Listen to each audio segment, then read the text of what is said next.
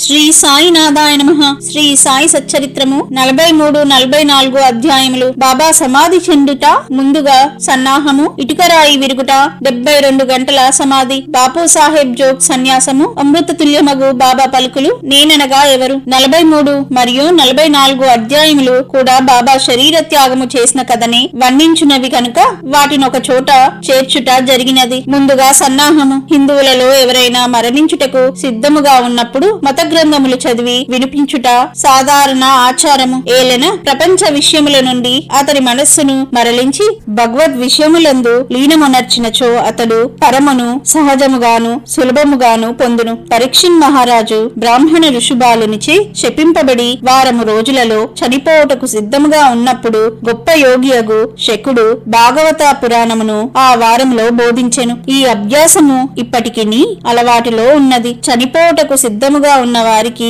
గీత, భాగవతము మొదలగు గ్రంథములు చదివి వినిపించెదరు. కాని బాబా భగవంతుని అవతారమగుటచే వారి కట్టిది అవసరం లేదు. కాని బాబా ఇతరులకు ఆదర్శముగా ఉండుటకు ఈ అలవాటును పాటించిరి. త్వరలోనే దేహత్యాగము చేయనున్నామని తెలియగని వారు వజేయ అను అతని పిలిచి రాజ విజయము గ్రంథమును పారాయణ చేయమనిరి. అతడు వారములో గ్రంథము ఒకసారి పఠించెను. తిరిగి దానిని చదువుమని బాబా ఆజ్ఞాపింపగా అతడు రాత్రింబవలు దానిని చదివి 3 దినములలో 2వ పారాయణము పూర్తి చేసెను. ఈ విధముగా 11 దినములు గడిచెను. అతడు తిరిగి 3 రోజులు చదివి అలసిపోయెను. బాబా అతనికి సెలవిచ్చి పొమ్మనెను. బాబా నెమ్మదిగా నుండి ఆత్మానుసంధానములో మునిగి చివరి క్షణమునకై ఎదురు చూచుచుండిరి. 2-3 దినముల ముందు నుండి బాబా గ్రామం బయటకు పోవుట, భిక్షాటనము చేయుట మొదలగునవి మాని మసీదులో కూర్చుండిరి. చివరి వరకు బాబా చైతన్యముతో నుండి అందరినీ ధైర్యముగా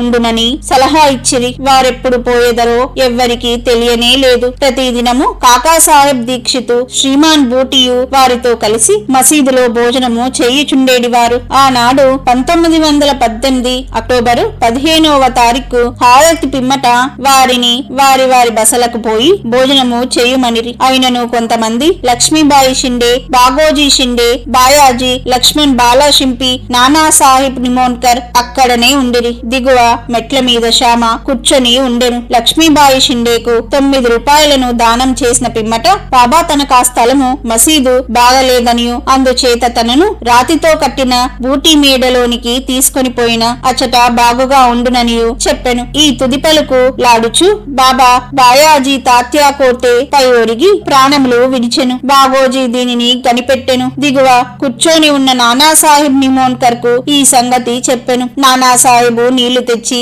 బాబా నోటిలో పోసెను. అవి బయటకు వచ్చెను. అతడు బిగ్గరగా ఓ దేవా అని అరిచెను. అంతలో బాబా కండ్లు తెరిచి మెల్లగా ఆ అనెను. బాబా తమ భౌతిక శరీరమును విడిచి పెట్టెనని తేలిపోయేను. బాబా సమాధి చెందనను సంగతి షిరిడీ గ్రామములో కారు చిచ్చువలే వ్యాపించెను. ప్రజలందరూ స్త్రీలు, పురుషులు, బిడ్డలు మసీదుకు పోయి ఏడ్వసాగిరి. కొందరు బిగ్గరగా ఏడ్చిరి, కొందరు వీధులలో ఏడ్చుచుండిరి, కొందరు తెలివి తప్పి పడిరి. అందరి కండ్ల నుండి నీళ్లు కాలువల వలె పారుచుండెను. అందరును విచారగ్రస్తులైరి. కొందరు సాయిబాబా చెప్పిన మాటలు జ్ఞాపకము చేసుకున మొదలిడిరి. మునుముందు 8 ఏళ్ల బాలునిగా ప్రత్యక్షమయ్యేదనని బాబా తమ భక్తులతో చెప్పిరని ఒకరనిరి. ఇవి యోగేశ్వరుని వాక్కులు కనుక ఎవ్వరును సందేహింపనక్కరలేదు. ఏలెన కృష్ణావతారంలో శ్రీ మహావిష్ణువు ఈ కార్యమే ఒనర్చెను. సుందర శరీరముతో ఆయుధములు గల చతుర్భుజములతో శ్రీకృష్ణుడు దేవకీ దేవికి కారాగరమున 8 ఏళ్ల బాలుడుగానే ప్రత్యక్షమయ్యెను. ఆ అవతారమున శ్రీకృష్ణుడు భూమి భారమును తగ్గించెను. ఈ అవతారము సాయిబాబా భక్తులను ఉద్ధరించడానికై వచ్చినది కనుక సంశయింప కారణమేమున్నది? యోగుల జాడ అగమ్య గోచరములు. సాయిబాబాకు తమ భక్తులతోడి సంబంధము ఈ యొక్క జన్మతోడిదే కాదు, అది కడచిన 72 జన్మల సంబంధము. ఇట్టి ప్రేమ బంధములు కలిగించిన ఆ మహారాజు సాయిబాబా ఎచటికో పర్యటనకై పోయినట్లని అనిపించుట వలన వారు శీఘ్రముగానే తిరిగి వత్తురను దృఢ విశ్వాసము భక్తులకు గలదు. ఎట్లు సమాధి చేయవలనను విషయము గొప్ప సమస్య అయ్యను. కొందరు మహమ్మదీయులు బాబా శరీరమును ఆరుబయట సమాధి చేసి దానిపై గోరీ కట్టవలననిరి. కుషాల్ చంద్, అమీర్ శక్కర్ కూడా ఈ అభిప్రాయముని వెళ్లిబుచ్చిరి. కాని రామచంద్ర పాటీలు అను గ్రామ మనసబు గ్రామంలోని వారందరితో నిశ్చితమైన దృఢ కంఠస్వరముతో మీ ఆలోచన నాకు సమ్మతము కాదు. బాబా శరీరం శరీరము రాతివాడలో పెట్టవలసినదే అనెను. అందుచే గ్రామస్తులు 2 వర్గములుగా విడిపోయి ఈ వివాదము 36 గంటలు జరిపిరి. బుధవారం ఉదయము గ్రామములోని జ్యోతిష్కుడును శ్యామాకు మేనమాముయగు లక్ష్మణ్ మామ జోషికి బాబా స్వప్నములో కనిపించి చెయ్యి పట్టిలాగి ఇట్లనెను, త్వరగా లెమ్ము, బాపు సాహెబు నేను మరణించితిని అని కొనుచున్నాడు, అందుచే అతడు రాడు. నీవు పూజ చేసి కాకడహారతిని ఇమ్ము. లక్ష్మణ్ మామ సనాతనచార పరాయణుడు అయిన బ్రాహ్మణుడు. ప్రతిరోజు ఉదయము బాబాను పూజించిన పిమ్మట తక్కిన దేవతలను పూజించుచుండేడివాడు. అతనికి బాబా యందు పూర్ణ భక్తి విశ్వాసములుండెను. ఈ దృశ్యమును చూడగానే పూజా ద్రవ్యముల పల్లెమును చేత ధరించి మౌల్వీలు ఆటంకపరచుచున్నను పూజను హారతిని చేసి పోయెను. మిట్ట మధ్యాహ్నము బాపు సాహెబ్ జోగ్ పూజా ద్రవ్యములతో అందరితో మామూలుగా వచ్చి మధ్యాహ్న హారతిని నెరవేర్చెను. బాబా తుది పలుకులను గౌరవించి ప్రజలు వారి శరీరమును వాడాలో ఉంచుటకు నిశ్చయించి అచటి మధ్య భాగమున త్రవ్వుట ప్రారంభించిరి. మంగళవారము సాయంకాలము రహతా నుండి సబ్ ఇన్స్పెక్టర్ వచ్చెను. ఇతరులు తక్కిన స్థలముల నుండి వచ్చిరి. అందరూ దానిని ఆమోదించిరి. ఆ మరుసటి ఉదయము అమీర్ బాయ్ బొంబాయి నుండి వచ్చెను. కోపార్గాం నుండి మామల్తాదారు వచ్చెను. ప్రజలు భిన్న అభిప్రాయములతో ఉన్నట్లు తోచెను. కొందరు బాబా శరీరమును బయటనే సమాధి చేయవలెనని పట్టుబట్టిరి. కనుక మామల్తాదారు ఎన్నిక ద్వారా నిశ్చయించవలెను అనెను. వాడ ఉపయోగించుటకు 2 రెట్ల కంటే ఎక్కువ ఓట్లు వచ్చెను. అయినప్పటికీ జిల్లా కలెక్టర్ తో సంప్రదించవలనని అతడు అనెను. కనుక కాకాసాహెబ్ దీక్షిత్ అహ్మద్ నగర్ పోటకు సిద్ధపడెను. ఈ లోపల బాబా ప్రేరేపణ వల్ల 2వ పార్టీ యొక్క మనస్సు మారెను. అందరూ ఏకీగ్రవముగా బాబాను వాడాలో సమాధి చేయుటకు అంగీకరించిరి. బుధవారము సాయంకాలము బాబా శరీరమును ఉత్సవముతో వాడాకు తీసుకొని పోయిరి. మురళీధరుని కొరకు కట్టిన చోట శాస్త్రోక్తముగా సమాధి చేసిరి. యథార్థముగా బాబాయే మురళీధరుడు. వాడ దేవాలయమయ్యెను. అది ఒక పూజా మందిరమయ్యను. అనేక మంది భక్తుల చెట్టుకు పోయి శాంతి సౌఖ్యములు పొందుచున్నారు. ఉత్తర క్రియలు బాలాసాహెబ్ బాటే ఉపాసని బాబా నెరవేర్చిరి. ఉపాసని బాబాకు గొప్ప భక్తుడు. ఈ సందర్భంలో ఒక విషయము గమనించవలెను. ప్రొఫెసర్ నార్కే కథనము ప్రకారము బాబా శరీరము 36 గంటలు గాలి పట్టినప్పటికీ అది బిగిసికిపోలేదు. అవయవములన్నీ సాగుచుండెను. బాబా కఫని చింపకుండా సులభముగా తీయగలిగిరి. ఇటుకరాయి విరుగుట. బాబా భౌతిక శరీరమును విడుచుటకు కొన్ని దినముల ముందు ఒక దుశ్శకునమయ్యెను. మసీదులో ఒక పాత ఇటుక ఉండెను. బాబా దానిపై చేయి వేసి ఆనుకొని కూర్చుండువారు. రాత్రులందు దానిపై ఆనుకొని ఆసనస్థులగుచుండిరి. అనేక సంవత్సరములు ఇట్లు గడిచెను. ఒకనాడు బాబా మసీదులో లేనప్పుడు ఒక బాలుడు మసీదును శుభ్రపరచుచు దానిని చేతితో పట్టుకొని ఉండగా అది చేతి నుండి జారి క్రింద పడి 2 ముక్కలైపోయెను. ఈ సంగతి బాబాకు తెలియగానే వారు మిగుల చింతించి ఇట్లని ఏడ్చిరి. ఇటుక కాదు, నా అదృష్టమే ముక్కలు ముక్కలుగా విరిగిపోయినది. అది నా జీవితపు తోడు నీడ. దాని సహాయము వలననే నేను ఆత్మానుసంధానము చేయుచుండేది వాడను. నా జీవితము నందు నాకెంత ప్రేమయో దాని యందు నాకంత ప్రేమ.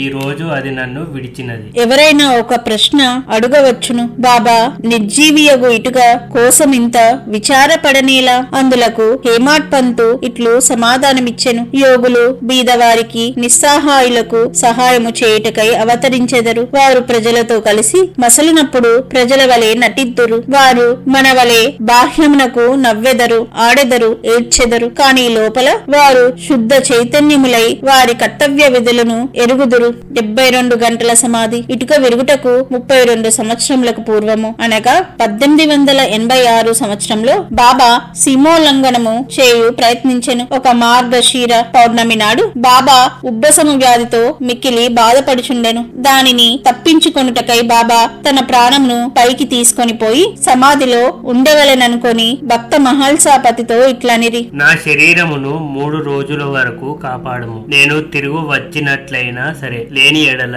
నా శరీరము ఎదురుగానున్న ఖాళీ స్థలములో పాతిపెట్టి గుర్తుగా 2 జెండాలను పాతుము అని స్థలమును చూపిరి. ఇట్లనుచు రాత్రి 10 గంటలకు బాబా క్రింద కూలెను. వారి ఊపిరి నిలిచిపోయెను. వారి నాడి కూడా ఆడకుండెను. శరీరంలో నుండి ప్రాణము పోయినట్లుండెను. ఊరి వారందరూ అచట చేరి న్యాయ విచారణ చేసి బాబా చూపిన స్థలములో సమాధి చేయుటకు నిశ్చయించిరి. కాని మహల్సాపతి అడ్డగించెను. తన ఒడిలో బాబా శరీరము ఉంచుకొని 3 రోజులు అట్లే కాపాడుచూ కూర్చుండెను. 3 దినముల పిమ్మట తెల్లవారుజామున 3 గంటలకు బాబా శరీరంలో ప్రాణమున్నట్లు కనిపించెను. ఊపిరి ఆడ నడవడ ఆరంభించెను. కడుపు కదిలెను, కండ్లు తెరిచెను, కాళ్ళు చేతులు సాగదీయచు బాబా లేచెను. దీనిని బట్టి చదువరులు ఆలోచించిన విషయమేమనా, బాబా మూడు మూరల శరీరమా లేక లోపలనున్న ఆత్మయ? పంచభూతాత్మకముగు శరీరము నాశనమగును, శరీరము అశాశ్వతము కాని లోనున్న ఆత్మ పరమ సత్యము, అమరము, శాశ్వతము. ఈ శుద్ధ సత్తయే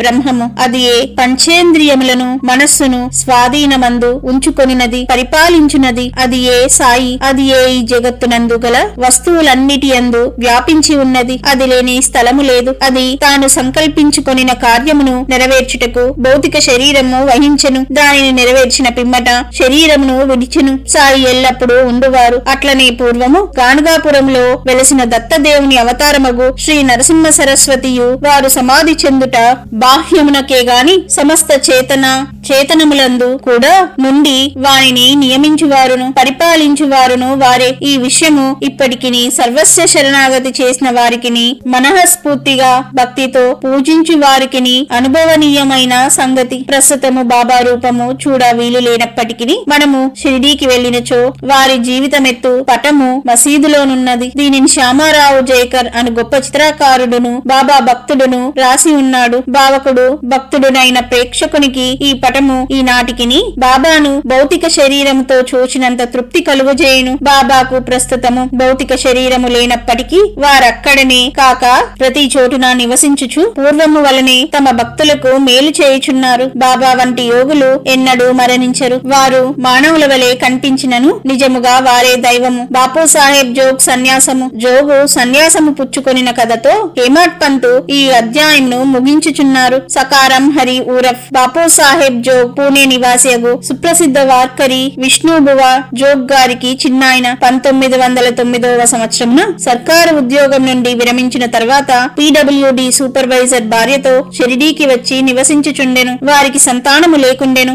భార్యాభర్తలు బాబాను ప్రేమించి బాబా సేవయందే కాలమంతయు గడుపుచుండిరి. మేఘశ్యాముడు చనిపోయిన పిమ్మట బాపు సాహెబ్ జోగ్ మసీదులోను చావడిలోను కూడా బాబా మహాసమాధి పొందు వరకు హారతి ఇచ్చుచుండెను. అదియునుగాక ప్రతిరోజు సాటేవాడాలో జ్ఞానేశ్వరియగు ఏకనాథ భాగవతమును చదివి వినవచ్చిన వారందరికీ బోధించుచుండెను. అనేక సంవత్సరములు సేవ చేసిన పిమ్మట జోగ్ బాబాతో, నేనిన్నాళ్ళు నీ సేవ చేసి తిని నా మనస్సు ఇంకను శాంతము కాలేదు. యోగులతో సహవాసము చేసినను నేను బాగు కాగుండుటకు కారణమేమి? ఎప్పుడు కటాక్షించదవు అనెను. ఆ ప్రార్థన విని బాబా, కొద్ది కాలములో నీ దుష్కర్మల ఫలితము నశించును, నీ పాప పుణ్యములు భస్మమగును. ఎప్పుడు నీ అభిమానమును పోగొట్టుకొని మోహమును రుచిని జయించదవో, ఆటంకములన్నిటినీ కడచెదవో, హృదయపూర్వకముగా భగవంతుని సేవించుచు సన్యాసమును పుచ్చుకునేదవో, అప్పుడు నీవు ధన్యుడవయ్యదవు అనిరి. కొద్ది కాలము పిమ్మట బాబా పలుకులు నిజమాయెను. అతని భార్య చనిపోయెను. అతనికి ఇంకొక అభిమానం ఏదియూ లేకుండుటచే అతడు స్వేచ్ఛాపరుడై సన్యాసమును గ్రహించి తన జీవిత పరమావధిని పొందెను. అమృత తుల్యమగు బాబా పలుకులు. దయా దాక్షిణ్యమూర్తి అగు సాయిబాబా పెక్కుసార్లు మసీదులో ఈ దిగువ మధుర వాక్యములు పలికిరి. ఎవరైతే నన్ను ఎక్కువగా ప్రేమించెదరో వారు ఎల్లప్పుడూ నన్ను దర్శించెదరు. నేను లేక ఈ జగత్తంతయు వానికి శూన్యము. నా కథలు తప్ప మరేమియూ చెప్పడు. సదా నన్నే ధ్యానము చేయును. నా నామమునే ఎల్లప్పుడూ జపించుచుండును. ఎవరైతే సర్వస్య శరణాగతి చేసి నన్నే ధ్యానింతురో వారికి నేను రుణస్థుడను. వారికి మోక్షమునిచ్చి వారికి రుణము తీర్చుకొనెదను. ఎవరైతే నన్నే చింతించుచు నా గూర్చియే దీక్షతో ఉందురో, ఎవరైతే నాకర్పించనిదే ఏమీయూ తినరో అట్టి వారిపై నేను ఆధారపడి ఉందును. ఎవరైతే నా సన్నిధానమునకు వచ్చెదరో వారు నది సముద్రములో కలిసిపోయినట్లు నాలో కలిసిపోవుదురు. కనుక నీవు గర్వము అహంకారము లేశమైన లేకుండా నీ హృదయములోనున్న నన్ను సర్వస్వ శరణాగతి వేడవలెను. నేననగా ఎవరు? నేను అనగా ఎవరో సాయిబాబా ఎన్నోసార్లు బోధించిరి. వారిట్లనిది, నన్ను వెదుకుటకు నీవు దూరము గాని మరెచ్చటికి గాని పోనక్కరలేదు. నీ నామము నీ ఆకారము విడిచినచో నీలోనే గాక అన్ని జీవులలోనూ చైతన్య చైతన్యము లేదా అంతరాత్మ అని ఒకటి ఉండును, అదే నేను. దీనిని నీవు గ్రహించి నీలోనే గాక అన్నిటిలోనూ నన్ను చూడుము. దీనిని నీవు అభ్యసించినచో సర్వవ్యాపకత్వం అనుభవించి నాలో ఐక్యం పొందెదవు. హేమాడ్ పంతు చదువరులకు ప్రేమతో నమస్కరించి వేడునదేమనగా వారు వినయ విధేయతలతో దైవమును, యోగులను, భక్తులను ప్రేమింతురుగాక.